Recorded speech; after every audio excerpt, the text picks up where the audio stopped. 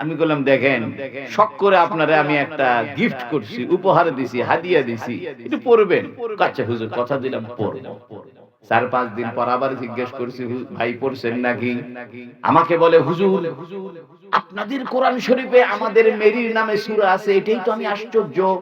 ২ নম্বরের কথা হলো আপনাদের কোরআনে আমাদের যিশুর জন্ম সংক্রান্ত এত সুন্দর আলোচনা, তার চরিত্র নিয়ে এত সুন্দর আলোচনা আমাদের বাইবেলের ভিতরেও নাই। আমি বললাম তাহলে দেরি করেন না, মুসলমান হয়ে যান। Direct action. কারণ কলা আলার কাম কি? কলা বেচা। দুধ আলার কাম কি? দুধ বেচা। কাপড় আলার কাম কি? কাপড় বেচা। তা আমরা যারা হুজুর মানুষ আছি, আমাদের কাম হলো মানুষের কাছে ইসলাম পৌঁছায় দেওয়া। জোরে কোন ঠিক কিনা? আমি মনে মনে ভাবছি, কিয়ামতের দিন যদি আল্লাহ আমাকে জিজ্ঞাসা করে, তোমার বাড়ির কাছে একটা খ্রিস্টান থাকতো, তুমি তারে দাওয়াত দাও নাই, এই জন্য আমি তারে দাওয়াতটা দিছি। বন্ধু আমার, সে আমাকে বলতেছে হুজুর, আপনাদের কোরআন শরীফের সূরা মরিয়মের বাংলা তরজমা পড়ে আমি এত আশ্চর্য যে আপনাদের কোরআন শরীফের মধ্যে আমাদের যিশুর নামে এত সুন্দর আলোচনা আছে। আমি বললাম মুসলমান হয়ে যাও। বেচারা চোখ বড় বড় করছে, একটু মাইন্ড করছে।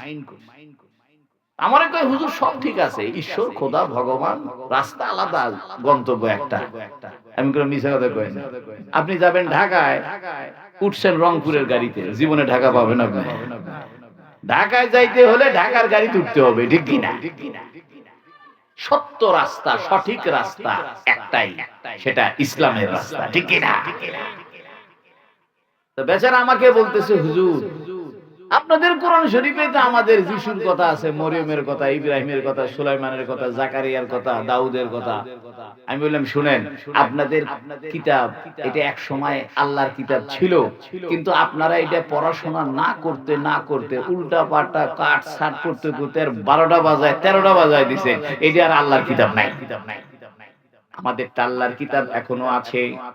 সে আমাকে বলছে হুজুর, এটার দলিল কি, এটার প্রমাণ কি? আমি বললাম শোনেন, আমি যদি কোরআন শরীফ থেকে প্রমাণ দিই আপনি তো মানবেন না, আপনি বলবেন মুসলমানদের কোরআনের ভিতরের দলিল মানবো না। আমি আপনাকে কোরআন শরীফ থেকে দলিল দিব না, বাইরে থেকে একটা দলিল দিব। ধোঁয়া দেখলে যেমন বোঝা যায় নিচে আগুন আছে, ঠিক কিনা? রৌদ্র উঠছে, বোঝা গেছে আকাশে কি আছে? সূর্য আছে। রাস্তাঘাট গাছপালা সব ভিজে গেছে, এর মানে কি হয়েছে? বৃষ্টি হয়েছে। ধোঁয়া দেখলে যেমন বোঝা যায় নিচে আগুন আছে, রৌদ্র দেখলে যেমন বোঝা যায় আকাশে সূর্য আছে, কোরআন শরীফকে আল্লাহ এমন একটা দলিল বানায়া দিয়েছে, এমন একটা প্রমাণ খাড়া করছে আল্লাহ, যে কোনো মানুষ বুঝতে পারবে এটা আল্লাহর কিতাব।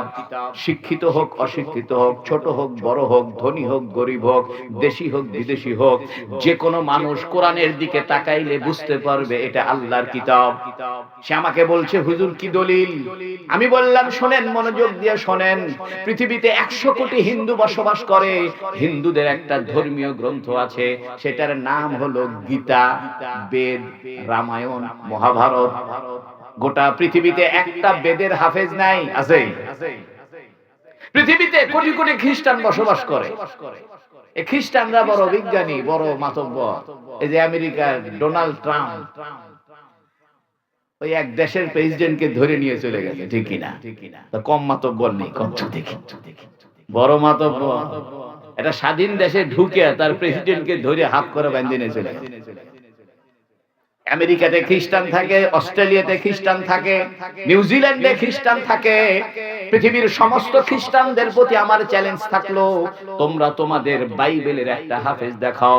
তোমাদের খ্রিস্টান ধর্মের একটা ধর্মীয় গ্রন্থ হলো বাইবেল, তোমরা বাইবেলের একটা হাফেজ দেখাইতে পারবে না? পৃথিবীতে কোটি কোটি লক্ষ লক্ষ ইহুদি বসবাস করে। ইহুদিরা ইউটিউব বানিয়েছে, ফেসবুক বানিয়েছে, গুগল বানিয়েছে। আইনস্টাইন ইহুদি ছিল, গ্যালিলিও ইহুদি ছিল। ইহুদিদের মাথার মধ্যে কম বুদ্ধি নাই, পারমাণবিক বোমা ওরাই আবিষ্কার করছে। এই ইহুদিদের একটা কিতাব আছে, নাম হলো তৌরাত, ওরা বলে তালমুদ। গোটা দুনিয়ার ইহুদিদেরকে যদি বলা হয় যে তোমরা একটা তৌরাতের হাফেজ দেখাও, একজন দুনিয়াতে তৌরাতের হাফেজ নেই। জাপানে বসবাস করে বৌদ্ধ ধর্মের লোকেরা, বৌদ্ধ ধর্মের লোকদের একটা গ্রন্থ আছে, নাম হলো ত্রিপিটক। ত্রি মানে তিন, পিটক মানে উপদেশ। এটা আমার বাড়িতে আছে। ত্রিপিটক মানে তিন ধরনের উপদেশ গৌতম বুদ্ধের। এটা হলো ওদের ধর্মীয় পুস্তক। জাপানের মেশিন কত দামি, জাপানি গাড়ি কত দামি, কিন্তু জাপানের লোকদেরকে যদি বলা হয়, ও বৌদ্ধ ধর্মের লোকেরা, তোমরা তোমাদের ত্রিপিটকের একটা হাফেজ বাইর করো। এ বন্ধু আমার, বোয়ালিয়ার ভাইরা আমার, মনোযোগ দিয়ে শোনেন, পৃথিবীতে কোনো ধর্মের গ্রন্থের হাফেজ হয় না। হিন্দুদের কোন ধর্মীয় গ্রন্থের হাফেজ নাই, খ্রিস্টানদের কোন বাইবেলের হাফেজ নাই, ইহুদিদের তৌরাতের কোন হাফেজ নাই, বৌদ্ধদের ত্রিপিটকের কোন হাফেজ নাই, কোন দুনিয়ার কোন গ্রন্থ, ধর্মীয় গ্রন্থের মুখস্থ করা নেওয়ালা কেউ নাই। কিন্তু কোরআনুল কারীম একজন দুইজন নয়, 1 লাখ 2 লাখ নয়, গোটা পৃথিবীতে হিসাব করে দেখা গেছে প্রায় 6.5 কোটি কোরআনের হাফেজ আছে। قال جل وعلا إن الله وملائكته يصلون على النبي يا أيها الذين آمنوا صلوا عليه وسلموا تسليما درود إبراهيم পড়ি اللهم صل على محمد وعلى آل محمد كما صليت على إبراهيم وعلى آل إبراهيم إنك حميد مجيد اللهم بارك على محمد وعلى آل محمد كما باركت على إبراهيم وعلى آل إبراهيم إنك حميد مجيد أما بعد فقد قال جل وعلا اتل ما أوحي إليك من الكتاب وأقم الصلاة إن الصلاة تنهى عن الفحشاء والمنكر ولذكر الله أكبر وقال النبي صلى الله عليه وسلم خيركم من تعلم القرآن وعلمه আলহামদুলিল্লাহ।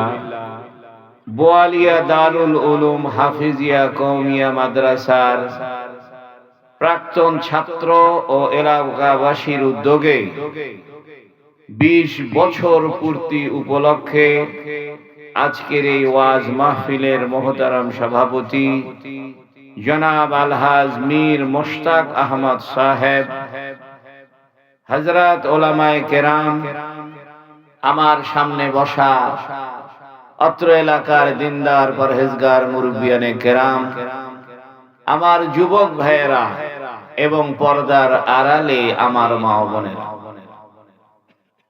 আল্লাহ তাবারাকা ওয়া তাআলার বড় মেহেরবানি, বড় দয়া, বড় অনুগ্রহ, বড় ভালোবাসা যে আল্লাহ রাব্বুল ইজ্জত আমাকে এবং আপনাদেরকে দয়া করে কিছু সময় আল্লাহর কথা শোনার জন্য একত্রিত বসার তৌফিক দান করেছে, বলুন আলহামদুলিল্লাহ।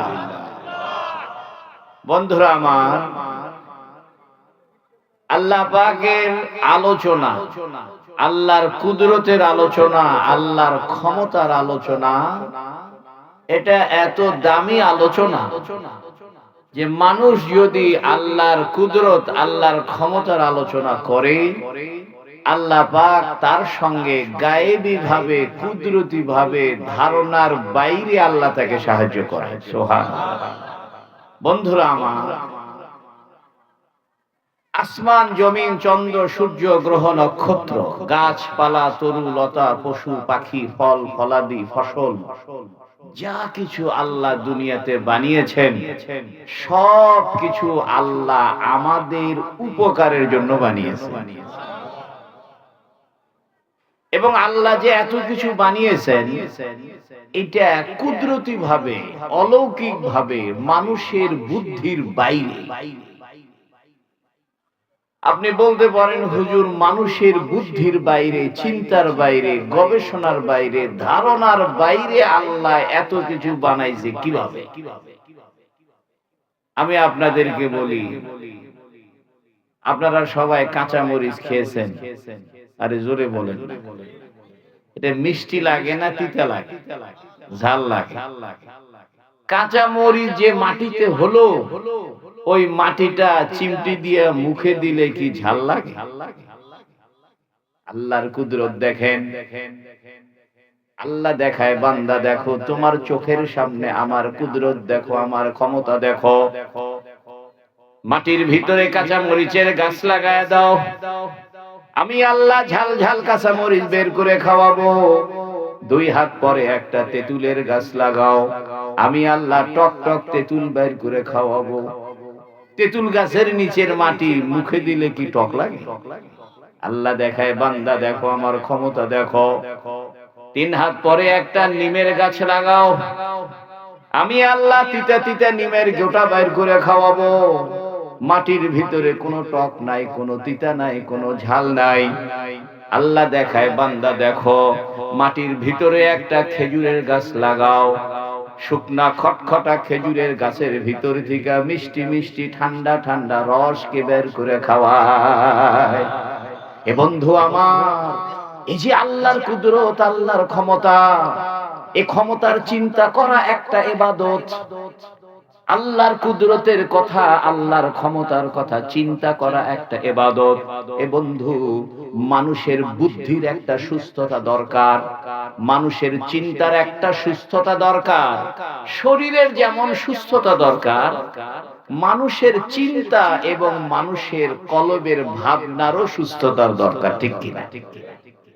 একটা মানুষের শরীর সুস্থ, খুব স্বাস্থ্যবান, কোনো অসুখ বিসুখ নাই, দিলের ভিতরে হিংসা, তাহলে এই লোক নিজে নিজে কষ্টে আছে, ঠিক কিনা? এ বন্ধু আমার, মানুষের শরীর যেমন সুস্থ থাকা দরকার, মানুষের দিলটাও সুস্থ থাকা দরকার, মানুষের চিন্তাটাও সুস্থ থাকা দরকার। আল্লাহ পাক মানুষের চিন্তা এবং মানুষের ভাবনার সুস্থতার জন্য কোরআনুল কারীম আমাদের চিকিৎসার জন্য নাজিল করেছে। আপনারা পাকা আম খাইছেন নি? আরে কোন না, এটা কি লিচু গাছে পাইছেন না কাঁঠাল গাছে পাইছেন? মন খারাপ নেই আপনারা? আমার উপর রাগ করেন নাই? আম যে খাইলেন পাইছেন কোন গাছে? আম গাছ। গাছটা পাইছেন কেমনে? আমের আটি ফেটে বাইর হইছে, ঠিক কিনা? আটি কোথায় পাইলেন? আমের মধ্যে। আম কোথায় পাইলেন? গাছের মধ্যে। বুঝতেছেন তো? এই বোয়ালিয়া গ্রামের এক যুবক ছেলে পাকা পাকা আম খাইতেছে। একজনে জিগায়, কে রে কি খাও? কয় ভাই পাকা আম খাইতেছি। পাইলে কোথায়? কয় গাছের মধ্যে। আরে গাছ পাইলে কোথায়? কয় আমের আটি ফেটে বেরিয়েছে। আটি পাইলে কোথায়? কয় আমের ভিতরে ছিল। আম কোথায় ছিল? কয় গাছের ভিতরে। গাছ কোথায় ছিল? কয় আটির ভিতরে। তোমার বুদ্ধি আর কাম করে না, একবার আটি, একবার আম, একবার গাছ। তুমি চিন্তা করে এই সার্কেল থেকে বের হতে পারো না। সহজ করে কই, ডিম সিদ্ধ খাই নাই, ভাজি করে সিদ্ধ করে তরকারি বানায়া মামলেট বানায়া, এই ডিমটা পাইছেন কোথা থেকে? মুরগির থেকে। মুরগি পাইছেন কোথা থেকে? ডিমের থেকে। বুদ্ধি আর কাম করে না। এ বন্ধু আমার, আমার বলার উদ্দেশ্য হলো মানুষের চিন্তার একটা সীমানা আছে, মানুষের চিন্তার একটা সীমানা আছে, একটা প্রাচীর আছে। মানুষ চাইলে ওই চিন্তার সীমানা অতিক্রম করতে পারবে না। মানুষের চিন্তার একটা ব্যারিকেড আছে, মানুষের চিন্তার বাইরে আর একটা জগৎ আছে, মানুষের গবেষণার বাইরে আর একটা জগৎ আছে। ওই জগতের নাম হলো কুদরতের জগৎ, আল্লাহর ক্ষমতার জগৎ, আল্লাহর শক্তির জগৎ, আল্লাহর রাজত্বের জগৎ। এ বন্ধু, মানুষের চিন্তার জগৎ যেখানে শেষ হয়ে যায়, আল্লাহর কোরআনের চিন্তার জগৎ ওইখান থেকে আরম্ভ হয়ে যায়। একটা গল্প শোনাই। আমার বাড়ি কিন্তু পাবনা সুজনগর, কিন্তু 1952 সালে আমরা চলে গেছি বগুড়ায়। বগুড়াতে আমি যেখানে বসবাস করি, ওই এলাকায় এক খ্রিস্টান ভদ্রলোক, এক ঔষধ কোম্পানির ম্যানেজার বসবাস করে। বেচারা আমারে খুব ভালোবাসে, মহব্বত করে। একদিন আমাকে বলতেছে, হুজুর 25শে ডিসেম্বর আমার বাসায় আপনার দাওয়াত। আমি কইলাম এটা কিসের দাওয়াত? বলতেছে বড়দিনের দাওয়াত। আমি কইলাম বড়দিন মানে? কয় আমাদের যিশু খ্রিস্টের জন্মদিন। আমি কই ও ঈশ্বরের বেটা যিশুর জন্ম না? কয় হুজুর তাই। আমি কইলাম দেখেন, এই আল্লাহর বেটার জন্মদিনে যদি আমি যাই, কিয়ামতের দিন আল্লাহ কইবো, এ কাজী ফজলুলপুরি আমার বেটা কই পাইছিলা, আবার সেই বেটার জন্মদিন খাইতে গেছো, সিধা জাহান্নামে যাও। ঠিক কিনা? সংক্ষেপে আপনাদেরকে বলি, আমারে দাওয়াত দিছে। আমি বললাম শোনেন, এই 25শে ডিসেম্বর চলে যাক, বড়দিন পার হয়ে যাক, এরপরে যাও। আমাকে বলে হুজুর ঠিক আছে। আমি বললাম দেখেন, মুরগি টুরগি জব করিয়েন, মাছ আর সবজি পাকাইবেন, কারণ কাফেরের জব করা জিনিস খাওয়া জায়েজ নাই। আমারে বলে হুজুর ঠিক আছে। আমি মনে মনে ভাবলাম যে বেচারার বাড়িতে যাইতেছি, কিছু একটা নিয়ে যাওয়া দরকার, দই মিষ্টি, তাই না? তো হঠাৎ করে আমার মনের ভিতরে আল্লাহ একটা খেয়াল ঢুকায় দিল। কি মনে হইল, আমি লাইব্রেরি থেকে একটা বাংলা তরজমালা একটা কোরআন শরীফ কিনছি। আরবি লেখা নাই, খালি বাংলা দিয়ে তরজমা। আর হুজুর সাল্লাল্লাহু আলাইহি ওয়াসাল্লামের একটা জীবনী সিরাতের গ্রন্থ, নাম হলো আর রাহিকুল মাখতুম। এই দুইটা কিতাব কিনা সুন্দর করে চকচকা কাগজ দিয়ে প্যাকেট করে ওই খ্রিস্টানের বাড়িতে নিছি। খ্রিস্টান দেখে আমারে কয় হুজুর এই দই মিষ্টি আবার আনছেন কে? আমি কইলাম দেখেন, এগুলো দই মিষ্টি না, আমি আপনার জন্য পৃথিবীর সবচাইতে দামি একটা উপহার আনছি। আল্লাহু আকবার। আমারে বলে হুজুর কি আনছেন? আমি বললাম শোনেন, আপনার জন্য একটা আল্লাহর কালাম, আল্লাহর কথা, আল্লাহর বাণী কোরআন শরীফ আনছি। আল্লাহু আকবার। তো বেচারা খ্রিস্টান থতমত খেয়ে গেছে। মানুষের ধারণা যে কোরআন শরীফ মুসলমানদের কিতাব, এটা ভুল কথা। কোরআন শরীফ পৃথিবীর মানুষের কিতাব, হুদাল লিন্নাস। আচ্ছা, আল্লাহ কি আমাদের আল্লাহ না সবার আল্লাহ? আলহামদুলিল্লাহি রাব্বিল আলামিন। আমার আল্লাহর পরিচয় হলো তিনি সমগ্র জগতের পালনেওয়ালা আল্লাহ। আমার নবীর পরিচয় হলো রাহমাতুল লিল আলামিন, সমগ্র জগতের রহমত। আর কোরআনের পরিচয় হলো হুদাল লিন্নাস, গোটা পৃথিবীর মানুষের হেদায়েতের কিতাব। আমি বললাম ভাই শোনেন, কোরআন শরীফ আপনার কাছে আমি উপহার হিসেবে আনছি, একটা কারণ আছে। আমাকে বলতেছি হুজুর কি কারণ? আমি বললাম দেখেন, আপনারা যাকে মেরি বলেন মেরি, আমরা তাকে বলি মরিয়ম আলাইহিস সালাম। আপনারা যাকে বলেন আব্রাহাম, আমরা তাকে বলি ইব্রাহিম আলাইহিস সালাম। আপনারা বলেন সলোমন, আমরা বলি সুলাইমান আলাইহিস সালাম। আপনারা বলেন ঈসা, আমরা বলি যিশু। আপনারা বলেন যিশু, আমরা বলি ঈসা। আপনারা বলেন মসি, আমরা বলি মুসা আলাইহিস সালাম। আপনারা যে নবীদেরকে মানেন, আমরাও সেই নবীদেরকে মানি। আমাদের কোরআন শরীফের ভিতরে আপনাদের মেরির নামে একটা সূরা আছে যার নাম মরিয়ম। আল্লাহু আকবার। আপনার কাছে অনুরোধ, আপনি সূরা মরিয়মের বাংলাটা একটু পড়ে দেখবেন। এই উদ্দেশ্য নিয়ে আপনার কাছে আমি কোরআন শরীফের বাংলা তরজমা আনছি। যেহেতু মরিয়মের পুত্রের নাম ঈসা, যাকে আপনারা বলেন যিশু, এবং তাকে আপনারা নাউজুবিল্লাহ আল্লাহর বেটা মনে করেন, এবং আল্লাহর বেটার জন্মদিন পালন করেন 25শে ডিসেম্বর, বড়দিন, ঠিক কিনা? আমি কইলাম বন্ধু আমার শুনেন, আমি তো ইংরেজিতে কইছি, বুঝলেন নি কথা? কারণ বেচারা ইংরেজি ভাষার লোক, মানে শিক্ষিত লোক। তো আমি বললাম, brother, this is the holy Quran. In the Quran name of surah, surah Maryam. You read the Quran, then you feedback me. আমি ইংরেজি পারি, ইচ্ছে করে কই না, কারণ এই 200 বছর ইংরেজরা আমাদেরকে গোলাম বানায় রাখছে। জোরে কোন ঠিক কিনা? ইংরেজি বলার মধ্যে কোনো কামিয়াবি নাই, কামিয়াবি হলো আরবি বলার মধ্যে, ঠিক কিনা?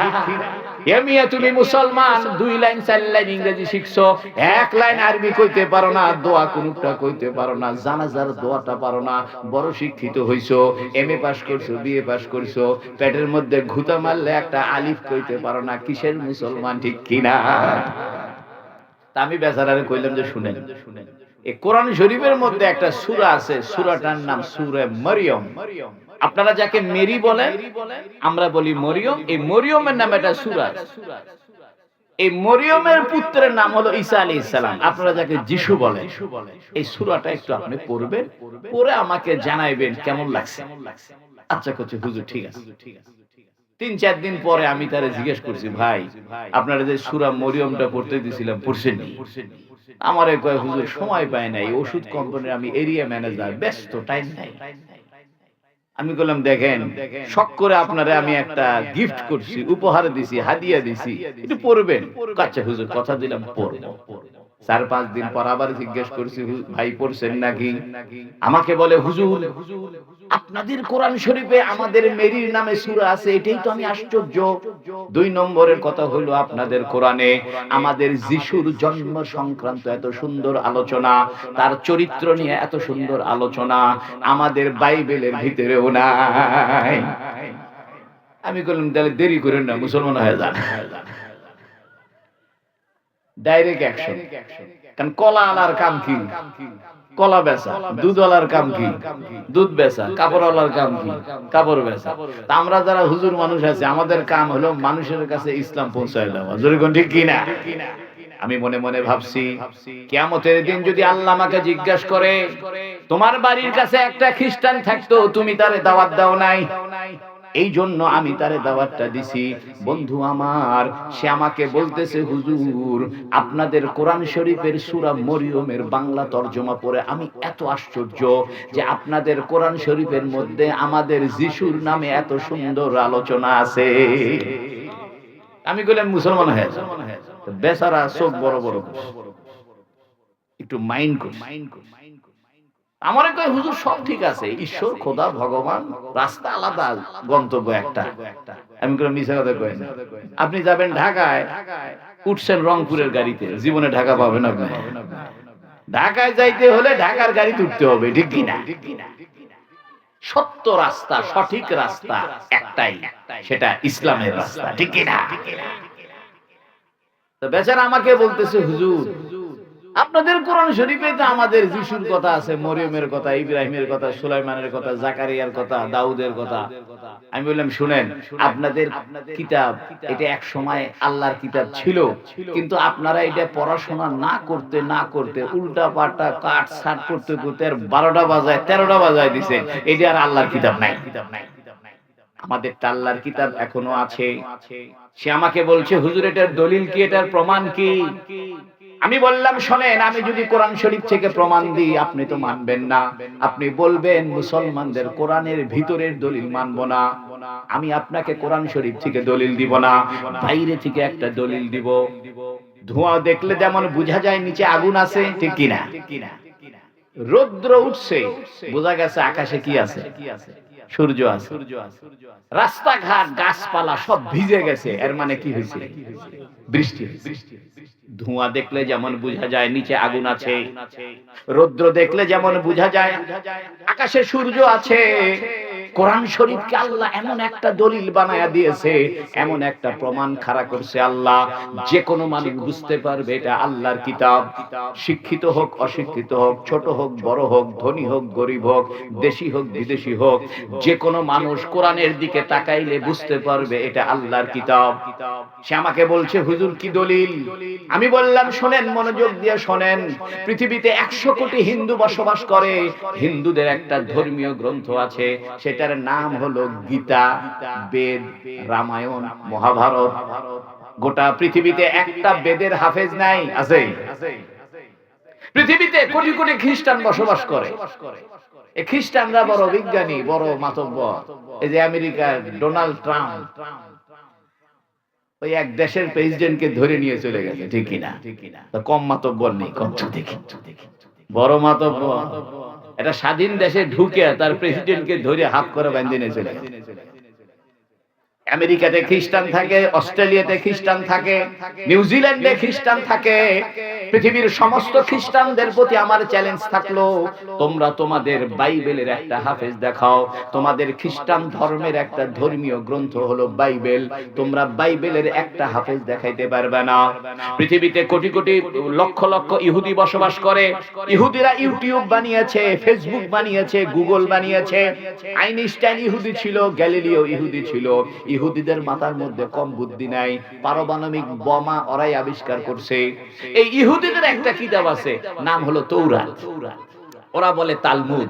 গোটা দুনিয়ার ইহুদিদেরকে যদি বলা হয় যে তোমরা একটা তৌরাতের হাফেজ দেখাও, একজন দুনিয়াতে তৌরাতের হাফেজ নেই। জাপানে বসবাস করে বৌদ্ধ ধর্মের লোকেরা। বৌদ্ধ ধর্মের লোকদের একটা গ্রন্থ আছে, নাম হলো ত্রিপিটক। ত্রি মানে তিন, পিটক মানে উপদেশ। এটা আমার বাড়িতে আছে। ত্রিপিটক মানে তিন ধরনের উপদেশ গৌতম বুদ্ধের। এটা হলো ওদের ধর্মীয় পুস্তক। জাপানের মেশিন কত দামি, জাপানি গাড়ি কত দামি, কিন্তু জাপানের লোকদেরকে যদি বলা হয়, ও বৌদ্ধ ধর্মের লোকেরা, তোমরা তোমাদের ত্রিপিটকের একটা হাফেজ বের করো। এ বন্ধু আমার, বোয়ালিয়ার ভাইরা আমার, মনোযোগ দিয়ে শোনেন, পৃথিবীতে কোনো ধর্মের গ্রন্থের হাফেজ হয় না। হিন্দুদের কোন ধর্মীয় গ্রন্থের হাফেজ নাই, খ্রিস্টানদের কোন বাইবেলের হাফেজ নাই, ইহুদিদের তৌরাতের কোন হাফেজ নাই, বৌদ্ধদের ত্রিপিটকের কোন হাফেজ নাই। কোন দুনিয়ার কোন গ্রন্থ, ধর্মীয় গ্রন্থের মুখস্থ করা নেওয়ালা কেউ নাই। কিন্তু কোরআনুল কারীম একজন দুইজন নয়, 1 লাখ 2 লাখ নয়, গোটা পৃথিবীতে হিসাব করে দেখা গেছে প্রায় 6.5 কোটি কোরআনের হাফেজ আছে। আল্লাহ কোরআনে বলেছেন, ইন্না নাহনু নাযালনা যিকরা, হে দুনিয়ার মানুষ শোনো, আমি কোরআন নাজিল করেছি, ওয়া ইন্না লাহু লাহাফিজুন। এ বন্ধু আমার, ছেলেরা যেমন কোরআনের হাফেজ হয়, মেয়েরাও হাফেজ হয়। আল্লাহু আকবার।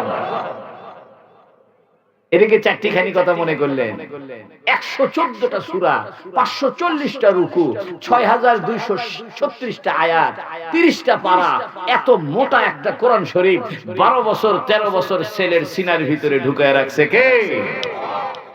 আরো আশ্চর্য কি জানেন? যারা অন্ধ, চোখে দেখে না, জীবনে আলিফ বা তাসা কেমন দেখতে দেখে নাই, জিমটা দেখতে কেমন, মিমটা দেখতে কেমন, লামটা দেখতে কেমন দেখে নাই, এরকম লক্ষ লক্ষ অন্ধদের সিনার ভিতরে কোরআন ঢুকায় রাখছে কে? কোরআন যে আল্লাহর কিতাব, এটাই সবচেয়ে বড় প্রমাণ হলো কোরআনের হাফেজ হওয়া যায়। এ বন্ধু আমার, এটা খেলা খেলা মনে করিয়েন না, এটা সহজ বিষয় মনে করিয়েন না। পৃথিবীর কোন ধর্মগ্রন্থের হাফেজ নাই, কিন্তু কোরআনুল কারীমের হাফেজ হয়। ছেলেরাও হয়, মেয়েরাও হয়, অন্ধরাও হয়। একটা গবেষণায় দেখা গেছে পৃথিবীর সব দেশে কোরআনের হাফেজ আছে, পৃথিবীর প্রত্যেক ভাষার ভিতরে কোরআনের হাফেজ আছে। আপনি পৃথিবীর যে কোনো দেশে যাবেন, সেখানে কোরআনের হাফেজ একটা না একটা পাবেন। এ বন্ধু, কোরআন যে আল্লাহর কিতাব, তার সবচেয়ে বড় দলিল হলো হাফেজ সাহেবেরা। এজন্য হাফেজ সাহেবদের সাথে খারাপ ব্যবহার করি।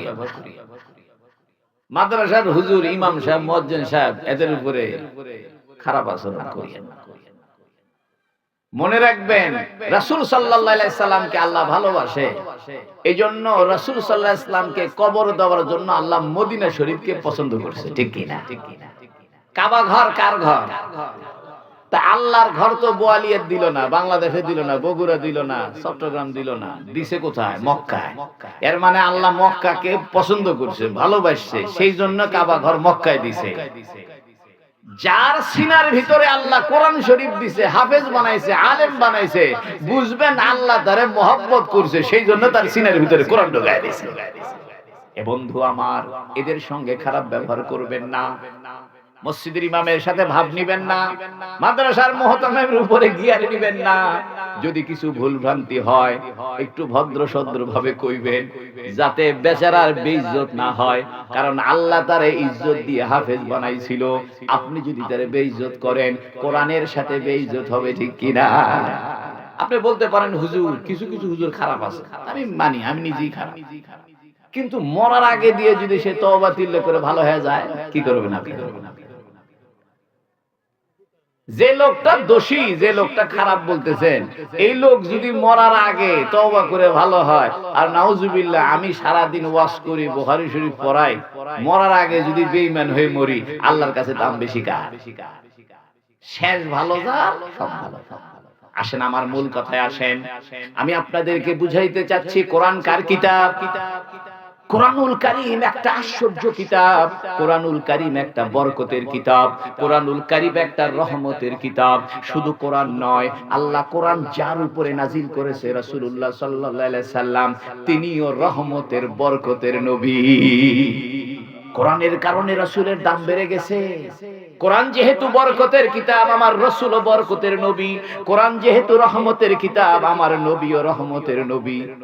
আপনি বলতে পারেন হুজুর বরকত কি জিনিস? বরকত হইল জিনিস কম লাভ বেশি, এটাকে কয় বরকত। 500 টাকা নিয়ে ব্যবসা শুরু করছেন, লাভ হইতে হইতে 5 লাখ টাকা হইছে, এর মানে বরকত হইছে। আর একজন 5 লাখ টাকা নিয়ে ব্যবসা শুরু করছে, লস খাইতে খাইতে 500 টাকা হইছে, এটা বেবরকত হইছে। একজন পেঁয়াজের জমি লাগাইছে, আপনাদের দেশে খুব পেঁয়াজ হয়, ঠিক না?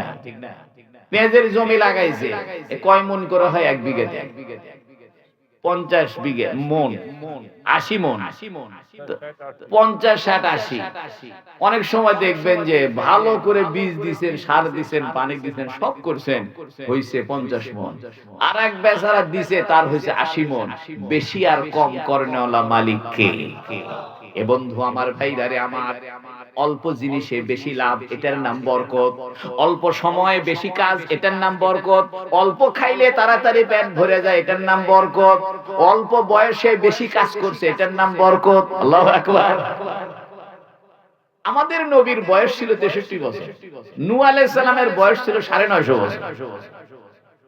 আমাদের নবী 63 বছর বয়সে 1.25 লক্ষ সাহাবীরে ঈমানদার বানায়া, কাফেরদেরকে নাস্তানাবুদ করিয়া গোটা দুনিয়াতে ইসলাম প্রতিষ্ঠা করে দিয়েছে। সুবহানাল্লাহ।